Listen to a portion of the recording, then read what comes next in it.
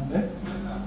So after joining ఏడబ్ల్యూ అయిన తర్వాత government సెక్టార్లో ప్రతిరోజు కొత్తగా ఉంటుంది. ఇవాళ ఉన్న రోజు రేపు ఉండదు. మీన్స్ డైలీ ఒక డిఫరెంట్ డేని మీరు ఫేస్ చేస్తారు. డిఫరెంట్ క్యాండిడేట్స్ కానీ డిఫరెంట్ సిచ్యువేషన్స్ కానీ ఎవ్రీథింగ్ డిఫరెంట్గా ఉంటాయి. ఇది నేను చెప్పాలనుకుంది. యాక్చువల్గా నా ఏడబ్ల్యూ సక్సెస్లో సార్ వాళ్ళ రోల్ గురించి చెప్పాలంటే చిన్న స్టోరీ చెప్తాను. అది 2014 బీటెక్ పాస్డ్ అవుట్. యాక్చువల్గా ఈ 14, 13, 12 చెప్పగానే ఈ 21, 22 ఉన్న వాళ్ళకి వీడేంటర్ బాబు ఇండో నుంచి ఎక్కడ ఉన్నాడు ఇప్పుడు వచ్చి ఎంటర్ ఉంటారు. యాక్చువల్గా అయితే ఎంత సీనియర్స్ ఉంటారో వాళ్ళ దగ్గర కొంచెం ఫెయిల్యూర్ స్టోరీస్ కొంచెం స్టఫ్ ఎక్కువ ఉంటుంది. 2014లో మాది వరంగల్. మాది నేను చదివిన కాలేజీ ప్రజెంట్ లేదు. అది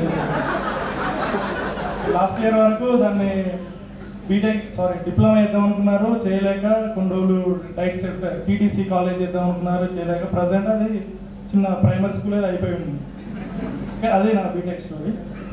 యాక్చువల్గా బీటెక్ అయిపోగానే అందరూ మా ఫ్రెండ్స్ కానీ ఇంకా వేరే మంచి తోపు కాలేజీలో అయిన వాళ్ళు కూడా ఓకే పోస్ట్ గ్రాడ్యుయేషన్ పోదామా లేకపోతే డైరెక్ట్ ఎంఎస్ ఇక్కడ అయిపోయింది ఇండియా, ఈ స్టాండర్డ్స్ మనకు సరిపోరా అని యూఎస్ఏ అలా వెళ్ళిపోతారు. నెక్స్ట్ ఇంకొందరు అయితే లోకల్లో జాబ్ చూసుకుంటారు. అంటే మన ఇంజనీరింగ్ రిలేటెడే కాదు ఏదైనా జాబ్ చిన్న చిన్న స్టోర్స్లో అట్లా చూసుకుంటారు. సో ఒక్కొక్కరు ఒక్కో జాబ్ చూసుకున్నారు. నేను వెళ్ళి పెళ్లి చేసుకున్నాను 2015లో. పెళ్ళైన తర్వాత నాకు ఇంకా జాబ్ చేయాల్సి వచ్చింది. యాక్చువల్గా నా దాంట్లో జాబ్ అనేది తెలియదు. అంటే నేనేం మంచి నా స్కూలు లేదు, చదివిన స్కూలు, ఇంటర్ కాలేజీ లేదు, బీటెక్ లేదు, ఎంటెక్ చేసిన కాలేజీలో ఇప్పుడు ఆ బ్రాంచ్ ఎంటెక్ తీసేశారు. అందులో పిహెచ్డి జాయిన్ అయ్యాను. అది ఇంకొన్ని స్టోరీలో చెప్తాను. ఇంకా నెక్స్ట్ ఇప్పుడు పెళ్ళి అయిపోయింది. సో నాకు ఏం కావాలి, జాబ్ కావాలి, సివిల్ ఇంజనీరింగ్ ప్రజెంట్ చెప్తా. అది చాలా ట్విస్ట్ ఉన్నాయి. ప్రజెంట్ ఐఆర్కేలో వచ్చింది. అది fortunate unfortunate but nature I follow the నేచర్ని ఫాలో అవుతా. నేచర్ మీన్స్ నేను అంత ఫిలాసాఫికల్గా అర్థం కాదు, but I follow the sum things what ever happening parallel in my life. Okay పెళ్ళి అయిపోయింది. సో జాబ్ కావాలి, ఏం చేస్తాం, మనకున్న స్టాండర్డ్స్కి ఎలాంటి వాడు విలువాడు, ఎవడు విలువాడు, ఏం చేయాలంటే అప్పటికి ఒక డిప్లొమాతో ఉన్న క్యాండిడేట్ చిన్న కాలేజీలో ల్యాబ్ అసిస్టెంట్ జాయిన్ అయ్యారు. ఓకే టీచింగ్ ఫీల్డ్ మన కోసం వెయిట్ చేస్తుంది అనుకుని వెళ్తే అక్కడ నీ బాబు నేను జస్ట్ బీటెక్ పాస్ అయ్యావు, మేము మినిమం ఎంటెక్ ఉంటేనే తీసుకుంటాం, కష్టం అన్నారు. రెజ్యూమ్లో కొంచెం కాలేజీలో కొంచెం సపోర్ట్ చేయకపోయినా నేను కొంచెం రెడీ ఉండేవాడిని చదువుకోవడంలో. సో ఆ పర్సెంటేజ్ అవి చూసి ట్రయల్ ఇచ్చారు, నాకు అవకాశం ఇచ్చారు. టీచింగ్ అసిస్టెంట్గా జాయిన్ చేసుకున్నారు మన హైదరాబాద్లోని ఒక కాలేజీలో. జాయిన్ చేసుకున్న తర్వాత ఇక 14లో పాస్ అవుట్ అయ్యాను. 15లో నోటిఫికేషన్ వచ్చింది. అది ఏంటో తెలిసేలోపు ఎగ్జామ్ అయింది. ఆ ఎగ్జామ్లో కూడా ట్విస్ట్ నాకు ఏంటంటే మన హైదరాబాద్ ఇంజనీరింగ్ కాలేజ్లో పడింది. అది టీఎస్పీఎస్సీ ఫస్ట్ ఎగ్జామ్లో కాలేజ్ స్ట్రెంత్ 1000 మెంబర్స్కి పర్మిషన్ ఉంది ఎగ్జామ్ పెట్టడానికి. ఒక 800 మెంబర్స్ మాత్రమే అక్కడ ఫెసిలిటీస్ ఉన్నాయి. నా టైం బ్యాడ్ అయ్యి ఆ 200లో కూడా ఉన్నాను.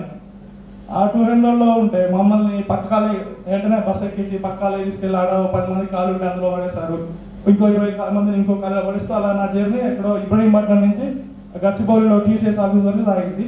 ఆఫ్టర్నూన్ 3 అవుతుంది. 2 o'clock 1 o'clockకి మనలు మా ఫ్రెండ్స్ ఎగ్జామ్ రాసి బయట అన్ని సెంటర్ల ముందు టిఫిన్లు చేస్తూ సంథింగ్ లంచ్ కూడా చేస్తున్నారు. ఏంట్రా బాబు అయిపోయిందిరా బాబు 15 వదిలేసుకోవాలనుకున్నా. సో ఈవినింగ్ 3 o'clockకి 3:30కి మాది జిఎస్ పేపర్ అయిపోయింది. ఈవినింగ్ 8:30కి మళ్ళీ ఇంజనీరింగ్ పేపర్ ఎగ్జామ్ పెట్టారు. నైట్ 1 o'clockకి మా ఏడబ్ల్యూ ఎగ్జామ్ అయిపోయింది. ఇది యాక్చువల్లీ ఇది చాలా మందికి తెలియదు, బట్ ఇది జరిగింది ఒక విషయం. సో 2015 అట్లా ఎక్స్పెక్ట్ చేసిన బ్లాక్ బస్టర్ అట్లా బ్లాక్ అయిపోయింది. Next AE notification. ఏఈ కూడా సేమ్. యాక్చువల్గా నాకు టెక్నికల్ కంటే జిఎస్ ఫస్ట్ నుంచి గ్రిప్ ఉండేది. ఇప్పటివరకు నేను రాసిన ఎగ్జామ్లో అయినా 100 నుంచి 110 వచ్చేది. మొన్న ఏడబ్ల్యూలో 120+ వచ్చాయి పేపర్ 1. సో ఏఈ లక్కీగా జిఎస్ పేపర్ హెల్ప్ తీసుకొని వెరిఫికేషన్ దాకా వెళ్ళా 1:2. 1:2 వాళ్ళకి వెళ్ళిన తర్వాత సరిపోలేదు స్కోరు, ఇంటికి పంపించారు. ఓకే 2016 అయిపోయింది. ఈ కాలేజీ టీచింగ్ అసిస్టెంట్ నుంచి కొంచెం ఒక స్టెప్ ఎక్కించారు నన్ను, పర్లేదు చెప్పగలనని అసిస్టెంట్ ప్రొఫెసర్ చేశారు. అంటే ఇంకా ఎంటెక్ అవ్వలేదు, అన్అఫిషియల్గా సెకండ్ ఇయర్ థర్డ్ ఇయర్ వాళ్ళు ఎప్పుడని కూడా ప్రమోట్ చేశారు. సో అలా చేస్తుంటే నెక్స్ట్ 16 అయిపోయింది. 17లో ఐఎన్ క్యాడ్ అండ్ R&Bలో పడింది. సో అందులో బాగానే చేశాను. ఇంటర్వ్యూ వరకు వెళ్ళాను. 1:2 వెరిఫికేషన్ అయిపోయింది. ఇంటర్వ్యూ పిలిచారు. ఇంటర్వ్యూ కూడా ఓకే మనం చెప్పాము అని అనుకుంటాను, అది ఏమైందో వాళ్ళకి లేదు. సో ఫైనలిస్ట్ అందులో కూడా రాలేదు. 2017 ఏడవల్లి మళ్ళీ వెనక్కి వచ్చేసాను. నెక్స్ట్ అదే టైంలో RWS పడింది. ఈసారి పేపర్ టఫ్ వచ్చింది. అయినా కూడా సెకండ్ 1:2 వెరిఫికేషన్కి వెళ్ళాను. ఏదంటే సార్ ఇంటర్వ్యూ కూడా పిలవలేదు వాళ్ళు. 1:2 వెరిఫికేషన్ చేశారు, ఇంటర్వ్యూ కూడా అటెండ్ నేను అవ్వలేదు, అంటే పిలవలేదు వాళ్ళు, తెలియదు. సో 2018 అయిపోయింది. సో చెప్పాను కదా ఆల్రెడీ జిఎస్లో కొంచెం గ్రిప్ ఉందని. జిఎస్లో గ్రిప్ ఉంది. అదే టైంలో పంచాయత్ సెక్రటరీ ఎగ్జామ్ అని అక్కడ వచ్చింది. సో ప్యారలల్గా కాలేజీలో చిన్న చిన్న పెద్ద తోపు కాదు కాబట్టి మనకు చిన్న చిన్న సబ్జెక్ట్స్ ఇచ్చేవారు. సో అవి చూస్తూ పంచాయత్ సెక్రటరీ ఎగ్జామ్ రాస్తే అందులో మంచి ర్యాంక్తో ఆ జాబ్ వచ్చేసింది. సో 2018లో ఎగ్జామ్ రాస్తే 2019లో జాయిన్ అయ్యాను పంచాయత్ సెక్రటరీ జాబ్. సో అది మా ఇంటి దగ్గరే ఉండేది, 5 కిలోమీటర్స్ జర్నీ, బాగానే ఉండేది. బట్ అలా జాయిన్ అయిన తర్వాత ఫస్ట్ డేనే తెలిసింది ఈ జాబ్ మనది కాదు, మనతో అవ్వదని. సో 2018లోనే 19లో ఫిక్స్ అయ్యాను ఖచ్చితంగా మళ్ళీ. సో అందులోకి వెళ్ళిన తర్వాత ఏం తెలిసిందంటే కొంచెం ఇంజనీరింగ్ బ్యాక్గ్రౌండ్ స్టూడెంట్స్ మాత్రం ఏడబ్ల్యూఎస్ ఎవరైతే ఉన్నారో వాళ్ళు కొంచెం ఫ్రీగా ఉన్నారు, పబ్లిక్తో కాంటాక్ట్ లేదని అర్థమైంది. రిమైనింగ్ ఎనీ క్యాండిడేట్ ఏ అడ్మినిస్ట్రేషన్ స్కూల్కి అయిన వాళ్ళే ఉన్నారు, ఇంజనీర్స్ తప్ప. చాలా తక్కువ కాంటాక్ట్స్ ఉంటాయి ఇంజనీర్స్ గవర్నమెంట్లో. సో పంచాయత్ సెక్రటరీ జనాలతో ఎవ్రీడే మనతో అవ్వదని నేను ఇమీడియట్గా డిసైడ్ అయ్యాను ఎప్పటికైనా ఇంజనీరింగ్ జాబ్ కొట్టాలని. సో ఆ టైంలో నోటిఫికేషన్ కూడా లేదు. పోనీ ఇందులోనే కంటిన్యూ చేస్తే ఈ సబ్జెక్ట్కి నేను ఆల్రెడీ 98 స్టెప్స్ ఎక్కుతున్నా, 100 స్టెప్కి వెళ్ళిపోతున్నాను. సో ఈ టైంలో నోటిఫికేషన్ లేదు, అట్లా అని చెప్పి సబ్జెక్ట్ పెడితే నేను మళ్ళీ 10-11 స్టెప్కి పడిపోతాను. సో ఈ టైంలో నేను యాక్చువల్గా 2018లోనే ఫస్ట్ టైం సార్ నేను యూట్యూబ్ వీడియోలో చూస్తాను. ఒక పేపర్ ఎక్స్ప్లెనేషన్ ఇచ్చారు 2017 ఫస్ట్ టైం సార్ని అందులోనే చూస్తాను.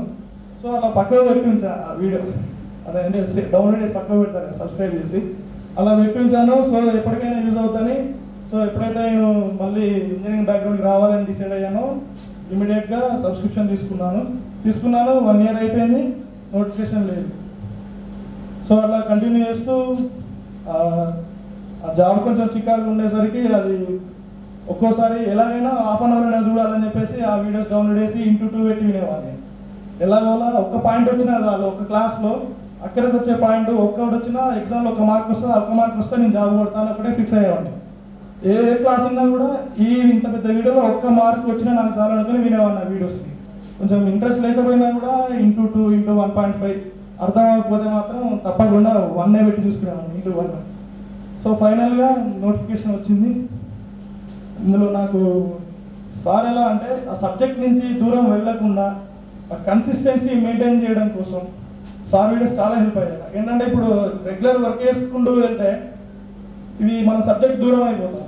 సో ఇంకా మనం ఇంజనీరింగ్ అవ్వాలన్నది ఆ ఎగ్జామ్ క్రాక్ చేయడం కష్టం అవుతుంది. సో కన్సిస్టెన్సీ అనేది ఉండాలి అన్న కోసం సార్ వీడియోస్ సార్ వీడియోస్ ప్రతిదీ చూసేవాడిని, చాలా హెల్ప్ చేశాయి sir, thank you sir. So next ఈ జర్నీలో ఈ డిపార్ట్మెంట్ వచ్చేసరికి ఇరిగేషన్ వచ్చింది నాకు. అది ర్యాంక్ స్టేట్ 98 ర్యాంక్ వచ్చింది, మార్క్స్ 365 పాయింట్స్ సంథింగ్ వచ్చాయి. అందులో యాక్చువల్గా ఇవన్నీ తీసుకున్నప్పటికీ సార్ చెప్పేది ఒకటే, నేను ఫస్ట్ విన్నది ఏంటంటే ఈజీ క్వశ్చన్ ఏది జాబ్ వస్తుంది, ఇది చాలామంది చెప్పారు, నేను అదే ఫాలో అవుతాను. కాకపోతే ఈజీ క్వశ్చన్స్ మనకి 100లో 100 క్వశ్చన్లు యూజ్ చేస్తా ఖచ్చితంగా మళ్ళీ ఒక 5 to 10 మిస్టేక్ చేస్తూనే ఉంటాం. నా విషయంలో కూడా అదే జరిగింది. నాకు R&Bకి జస్ట్ 2 మార్క్స్ తేడా ఉంది. ఆ 2 మార్క్స్ చెక్ చేసుకుంటే నేను పోగొట్టిన క్వశ్చన్ చాలా చిన్న క్వశ్చన్. ఆ పాయిజన్ రేషియో క్వశ్చన్ అనేది మిస్ చేశాను, అంటే ర్యాండమ్గా చూసుకుంటూ వెళ్ళడంతో. ఎగ్జామ్ ఈజీ క్వశ్చన్ కదా, సో అలాంటివి మనం మిస్టేక్ చేస్తుంటాం. సో మీ అందరికీ చెప్పాలనుకుంది ఒకటే ఏంటంటే జాబ్ అనేది సక్సెస్ అనేది ఇప్పటికి అవ్వలేదు. సో నెక్స్ట్ నుంచి అసలు సినిమా ఉంటుంది మనకి. సో మనం ఈజీ స్టూడెంట్స్ అయినందుకు ఖచ్చితంగా ప్రతి సిచ్యువేషన్లో ప్రతి డేలో మనకు వచ్చే సిచ్యువేషన్స్ సొల్యూషన్స్ ఆ పర్సన్స్ ఎవరైనా కూడా మనం మన క్యారెక్టర్ అనేది మిస్ అవ్వకుండా జాగ్రత్తగా ఉండి మంచి పేరు కాకపోయినా రన్ చేస్తే ఇలా ఉన్నాయి. Okay, thank you sir.